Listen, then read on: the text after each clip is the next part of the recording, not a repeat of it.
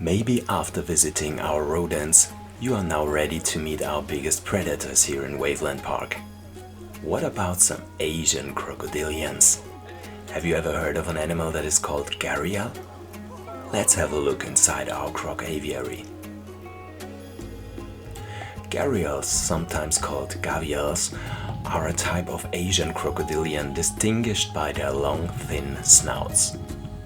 Crocodilians are a group of reptiles that includes crocodiles, alligators, caimans, and more. Gharials live in clear freshwater river systems, congregating at riverbanks where the water is deeper.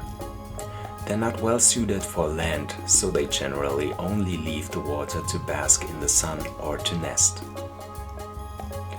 Once found from Pakistan to Myanmar, the reptile's range has shrunk to two countries: India along the Chambal, Girba and Son rivers, and Nepal along the Narayani River.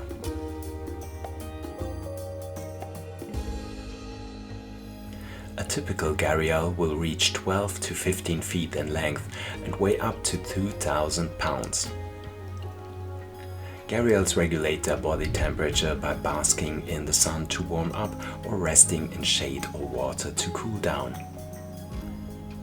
Male gharials sport a large growth on their snout called agara, the Hindi word for mud pot.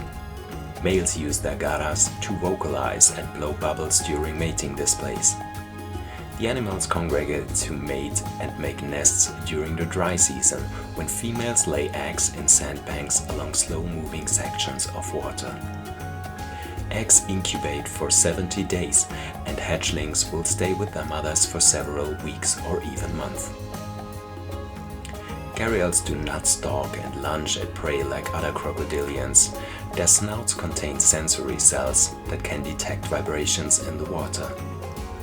By whipping their heads from side to side, the animals zero in on fish and grab them in their jaws, which are lined with more than 100 teeth. While adults eat fish, their offspring also eat insects, crustaceans, and frogs. Gharials might be incredibly protective parents, but they are not typically a danger to humans. Gharials are very shy and will typically hide from humans. However, there is a species of crocodile which shares the river with the gharials, the mugger crocodile, which does occasionally attack humans.